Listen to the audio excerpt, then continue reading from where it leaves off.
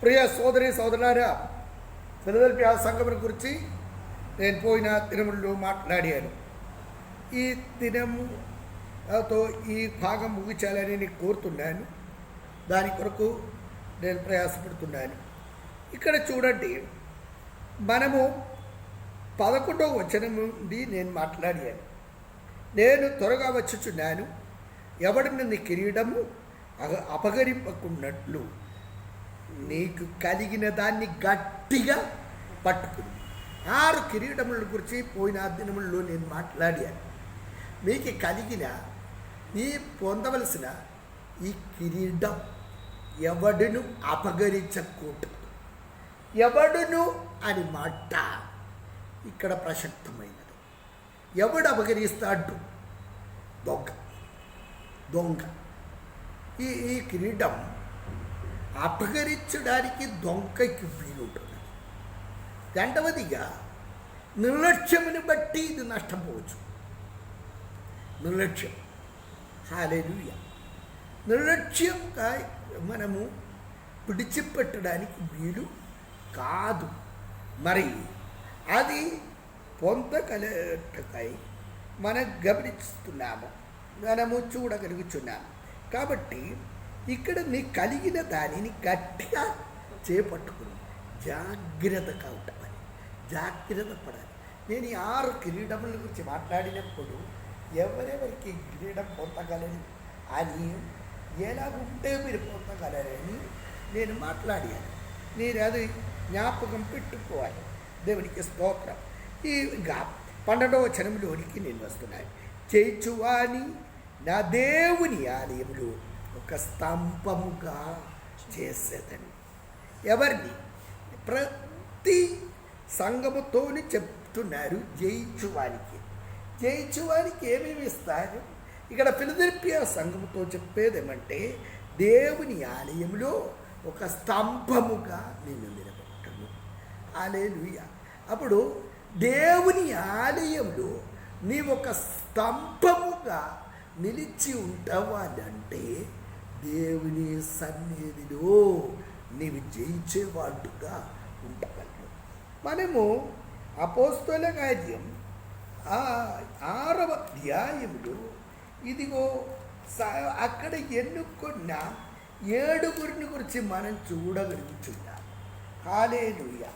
ఎందుకు కొరకు? ఒక పరిచర్య నిమిత్తమై వారిని ఎన్నుకొన్నారని మనం చూస్తున్నాము. హల్లెలూయా. 6వ అధ్యాయం 1వ వచనం, అపోస్తలుల కార్యం 6వ అధ్యాయం 1వ వచనంలో ఇలాగూ మనం చూడగలుగుతున్నాము. చదువుదాము. ఆ దినములలో శిష్యుల సంఖ్య విస్తరించినప్పుడు, ఆ దినములలో మనము చూస్తున్నాము. ఆ దినములలో పెంతెకోస్తు దినమున 3000 మంది రక్షింపబడినారు. 120 మంది మేడగదులు పరిశుద్ధాత్మతో నింపబడినారు. ఇంకా ప్రతి దినం రక్షింపబడి వారిని సంఘముతో చేర్చుచున్నారని మనం చూడగలుగుతున్నాము. ఇలాగూ హల్లెలూయా 3వ అధ్యాయంలోనికి వచ్చినప్పుడు మనం చూస్తున్నాము. అక్కడే సూచక్రియలు, మహత్కార్యములు, అద్భుతములు విధన్యం జరిగినట్టుగా మనం చూడగలుగుతున్నాము.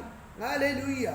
అక్కడే పుట్టుక నుండి గుడ్డివాడు స్వస్థత పొంది గంతులు వేసుకొని దేవాలయముతో అపోస్తలులైన వారితోనూ పరిశుద్ధులతోనూ ఆరాధించుటకు వెళ్ళుచున్నట్టుగా మనం చూస్తున్నాము. 4వ అధ్యాయంలోనికి వచ్చినప్పుడు శిష్యుల సంఖ్య 5000 మంది అని మనం పురుషుడు మాత్రం. హల్లెలూయా. 5000 మంది అని 5వ వచనంలో 5వ అధ్యాయంలో మనం చూడగలుగుతున్నాము.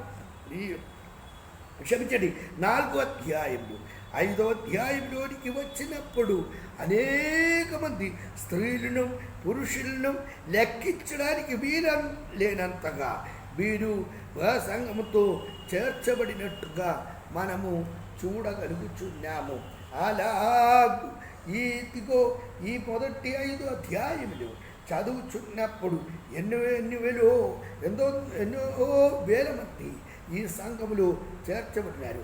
అలాగూ 6వ అధ్యాయం మొదటి వచనములు ఆ దినములలో శిష్యుల సంఖ్య విస్తరించుచుండగా మల్టిప్లై అని మాట మనం చూస్తున్నాము. విస్తరించడం అని మాటకి అర్థం మల్టిప్లై అంటే ఇంకా ఎంతో మంది ఇలా మల్టిప్లై అంటే దానికి ఏమంటాం లెక్కలో మనం చెప్తే 6 into 6 36 అని మనం చూస్తాము. 6 into 6 36 అని మనం చూస్తున్నాము.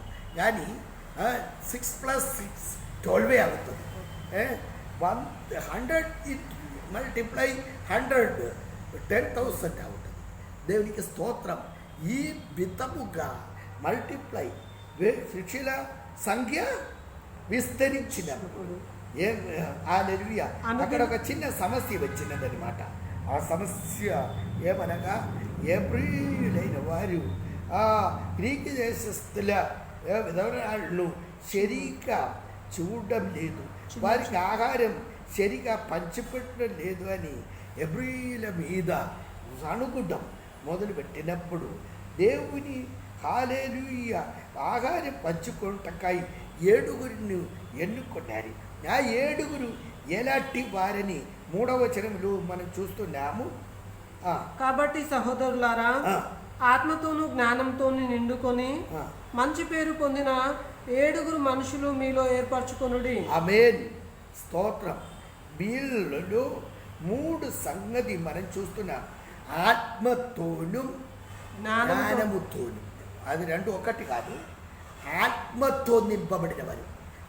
అప్పుడు 7 ఎన్నుకున్న వారు పరిశుద్ధాత్మతో నింపుకొనబడిన వారే ఉంటారు. రెండవదిగా వారికి ఆ కార్యములన్నీ చేయడానికి తగిన జ్ఞానం కలిగిన వారే ఉంటారు. జ్ఞానంతో ప్రవర్తించేవారు, జ్ఞానయుక్తులుగా, చదువుకున్న వారని కాదు, జ్ఞానం కలిగిన వారిగా. మూడవదిగా మంచి పేరు పొందిన వారు. అలాగే 7 ఎన్నుకున్నట్టుగా మనం చూస్తున్నాము. ఇక్కడే మనం చదువుచుండగా జయించు వారిని నా దేవుని ఆలయంలో స్తంభముగా చెయ్యును. దేవునికి స్తోత్రం. వారు జయించిన వారే ఉంటామన్నాం. వారిని సంఘంలో స్తంభంగా నిలబెట్టను. అప్పుడు స్తంభముగా నిలబెట్టాలంటే వారు హల్లెలూయా ఆత్మతో నింపబడిన వారే, జ్ఞానం కలిగిన వారే, మంచి పేరు పొందిన వారే ఉంటున్న వారే. హల్లెలూయా వారి జయించిన వారు. హల్లెలూయా ఎవరితో జయించాలి అని నేను చెప్తాను. హల్లెలూయా సాతానుతో జయం పొందాలి. సాతాను మీద జయం పొందిన వారే. దేవునికి స్తోత్రం. అపవాది మీద జయం పొందిన వారే, యోగం మీద జయం పొందిన వారే. దేవునికి స్తోత్రం. హల్లెలూయా. జ్ఞానము చూస్తారు తన సొంత దేహం మీద, శరీరం మీద జయం పొందాలి. హల్లెలూయా. మనము అలాంటి వారిని దేవుని సంఘములో స్తంభముగా నిలబెట్టునని మాట. దేవుని సంఘము హల్లెలూయా నెలలోనే దేవుడు అలాంటి వారిని నిలబెట్టుకుంటారు. దేవునికి స్తోత్రం. అందరూ కూడా కలిసి వీడు బాగుంది, వీడు మంచిగా ఉంటాడు అని చెప్పేది కాదు. వారి మంచి పేరు పొందాలి, వారి ఆత్మతో నింపబడాలి, వారి జ్ఞానవంతులై ఉండాలి. అలా ఉంటేనే సంఘములు స్తంభముగా దేవుడు చేసేదను అని మనం చూస్తున్నాం. అందులో నుండి వాడు ఇక మీదట ఎన్నటికి వెలుపలికి పోవటం. హల్లెలూయా. అంతటిలో నుండి వాడెన్నడను వెలుపలికి. ఎవరు నిన్న సంఘములో దేవుని ఆలయంలో నిలబెట్టుకున్నాడు? దేవుడే నిలబెట్టుకున్నాడు.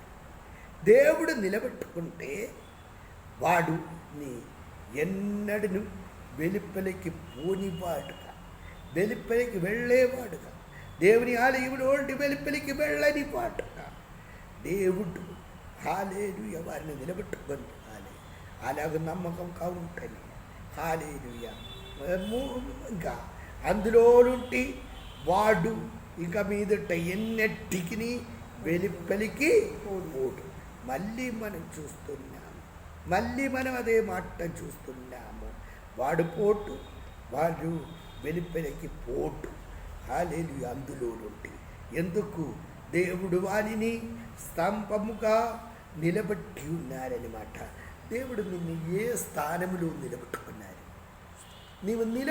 దేవుడు నిలబెట్టిన స్థానంలో నీవు దానికి తగినట్టుగా ఉన్నావా? నేను అక్కడ ఉంటానని చెప్పేవాడు కాదు. దేవుడు నిన్ను ఆలయంలో నిలబెట్టాలి. దేవుడు నిన్ను నిలబెట్టుకున్నారని అందరికీ తెలిసిపోవాలి. అలా ఉంటేనే హల్లెలూయా. లేకపోతే అక్కడి దేవుడు తీసివేస్తాడని సంగతి మనం చూస్తాము. హల్లెలూయా.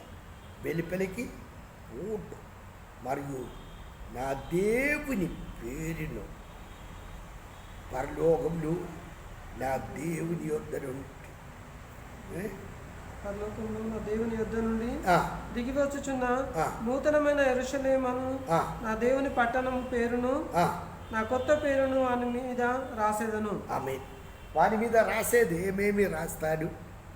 వాని మీద రాస్తారని మాట. ఆ పేరేది? మరియు నా దేవుని పేరు.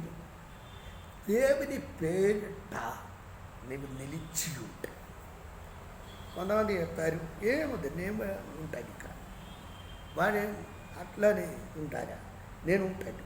నీ ఉంటానని చెప్తే హల్లెలూయా. నా దేవుని పేరు నీ మీద రాయాలంటే దేవుని సన్నిధిలో నీ నిలిచి ఉంటావాలి. నిన్ను దేవుడు నిలబెట్టుకున్నావని నీ వెరిగి ఉంటావాలి. పరలోకంలో నా దేవుని యొద్ద నుండి దిగి వచ్చుచున్న నూతనమైన యెరూషలేమును నా దేవుని పట్టణము పేరు. మనము దీనికి ముందు ఒకసారి నేను చదివాను, అయినప్పటికీ మరి ఒకసారి కూడా చదువ కోరుచున్నాను. నూతన యెరూషలేమని పట్టణముని గురించి, దిగి వచ్చుచున్న ఆ పట్టణముని గురించి మనము ప్రకటన గ్రంథములు చదువుచున్నాము. దేవునికి స్తోత్రం. హల్లెలూయా. ఇదిగో మనము ఆ వచనం మరి ఒక్కసారి కూడా చదువుకోవాలని నేను కోరుచున్నాను. హల్లెలూయా. మనము దేవుని వాక్యములు అది చూడగలుగుచున్నాము. మనం చదువుకుంటాము. ప్రకటన గ్రంథం 21వ అధ్యాయం. ప్రకటన గ్రంథం 21వ అధ్యాయం. హల్లెలూయా. ఇది నేను ఆత్మవశుడైన యోగాన్ని ఒక 4 సందర్భంలో చదువుకున్నాను. అది చదివినప్పటికీ మరి ఒకసారి కూడా ఈ సందర్భంలో చదవాలని నేను కోరుచున్నాను, చదవాలని నేను ఆశిస్తున్నాను. చదువుతాము. దాని 10వ వచనం ఉంటే, ఆత్మవశుడనైన నన్ను ఎత్తైన గొప్ప పర్వతం మీదికి కొనిపోయి యెరూషలేము అను పరిశుద్ధ పట్టణము, యెరూషలేము పరిశుద్ధ పట్టణము, దేవుని మహిమ గలదై పరలోకమందున్న దేవుని యొద్ద నుండి దిగివచ్చుట నాకు చూపెను. యెరూషలేము పట్టణము దేవుని యొద్ద నుండి దిగివచ్చుట నేను చూచి తిని. యోగాలు చూస్తున్నాడు. దేవుని యొద్ద నుండి దిగి వచ్చుచున్న యెరూషలేము పట్టణం నువ్వు చూస్తున్నాడు. దాని అందలి వెలుగు దగదగ మెరియు సూర్యకాంతం వంటి అమూల్యమైన రత్నమును పోలి ఉన్నది. అబే ఆ పట్టణం మెరుస్తున్న పట్టణం. అది సూర్యకాంతం వలె మెరుస్తున్న. హల్లెలూయా. దాని యొక్క తేజస్సు, దాని యొక్క మహిమ ఎవ్వరి చెప్పలేనంత ఆ మహిమతో ఆ పట్టణం దిగి వచ్చుట నేను చూచి తిని. ఆ పట్టణమునకు ఎత్తైన గొప్ప ప్రాకారమును 12 గుమ్మములను ఉండెను. ఆమేన్. ఎత్తైన ఒక ప్రాకారం, దానికి 12 గుమ్మములు ఉండెను అని మనం చూస్తున్నాం. అప్పుడు ఈ ఎత్తైన ప్రాకారమునకు 12 గుమ్మములు ఉండెను. ఆ 12 గుమ్మముల్లో ఆ 12 గుమ్మముల యొద్ద 12 దేవదూతలు 12 మంది దేవదూతలు ఆ 12 గుమ్మముల దగ్గరే ఉన్నారని, అక్కడ గుమ్మంలో ఉన్నారని మనం చూస్తున్నాము. ఆ గుమ్మములు ఎక్కడెక్కడ ఉన్నది? ఆ పట్టణం యొక్క ఆ గుమ్మములు ఎక్కడెక్కడ ఉన్నది మనం చూసిన ఎడల 3 గుమ్మములు, తూర్పు, పడమర, దక్షిణము. తూర్పు, పడమర, దక్షిణము, ఉత్తరములు ఆ గుమ్మములు ఉన్నట్టుగా మనం చూస్తున్నాం. చదవండి. ఇశ్రాయేలు 12వ వచనం. తూర్పు వైపున 3 గుమ్మములను, ఉత్తరం వైపు 3 గుమ్మములను, దక్షిణం వైపు 3 గుమ్మములను, పశ్చిమం వైపు 3 గుమ్మములను ఉన్నవి. ఇలాగు 4 వైపున 3 గుమ్మములు లాగా అలాగూ 12 గుమ్మములు ఉన్నది. ఆ పట్టణపు ప్రాకారము 12 పునాదులు గలది. ఆ పట్టణము ప్రాకారం 12 పునాది గలది. ఆ పునాదుల పైన గొర్రెపిల్ల యొక్క 12 అపోస్తులు 12 పేర్లు కనబడుచున్నవి. ఇప్పుడు ఈ పట్టణంలో దానికి పునాదిగా 12 అపోస్తులను మనం చూడగలుగుతున్నాం. అపోస్తుల 12 మంది పేరు మనం చూస్తున్నాం. ఎఫెసీ పత్రిక 2వ అధ్యాయం దాని 19, 20 వచనములు కూడా మనం చదువుకుంటాం. ఎఫెసీలకు రాసిన పత్రిక 2వ అధ్యాయం 19, 20 వచనములు కూడా మనం చదువుకుంటాం.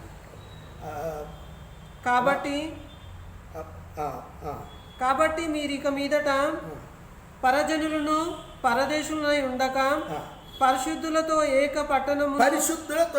పట్టణములను దేవుని ఇంటివారునై ఉన్నారు.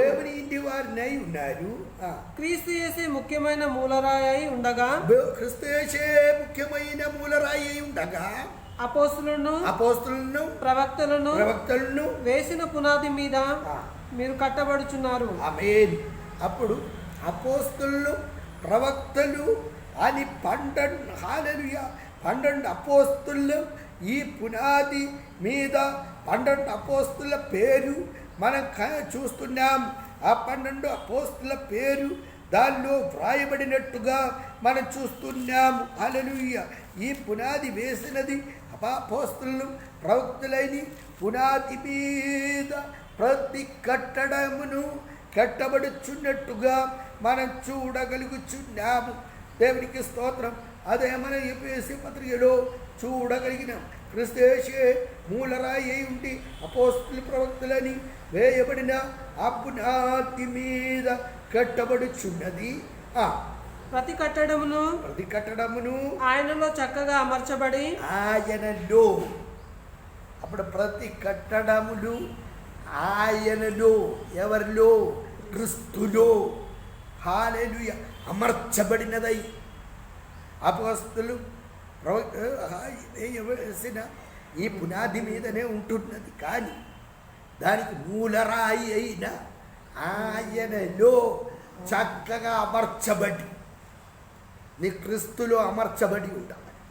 అలా కట్టబడి అమర్చబడి ప్రభునందు పరిశుద్ధమైన దేవాలయం అగుటకు వృద్ధి పొందుచున్నది. ఆయనలో మీరు కూడా నా మాట వినిచున్న సోదరి సోదరులారా, ఆ క్రీస్తులో మీరు కూడా, క్రీస్తులో ఆయనలో మీరు కూడా ఆత్మ మూలంగా దేవునికి నివాస స్థలమై ఉండుటకు కట్టబడుచున్నారు.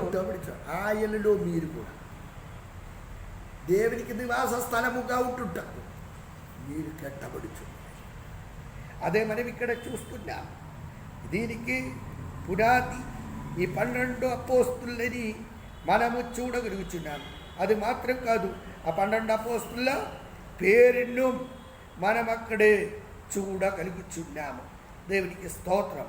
కాబట్టి ఇక్కడ ఈ 12 అపోస్తుల పేరు అక్కడే వ్రాయబడి ఉన్నదని మనం చదువుతున్నాము.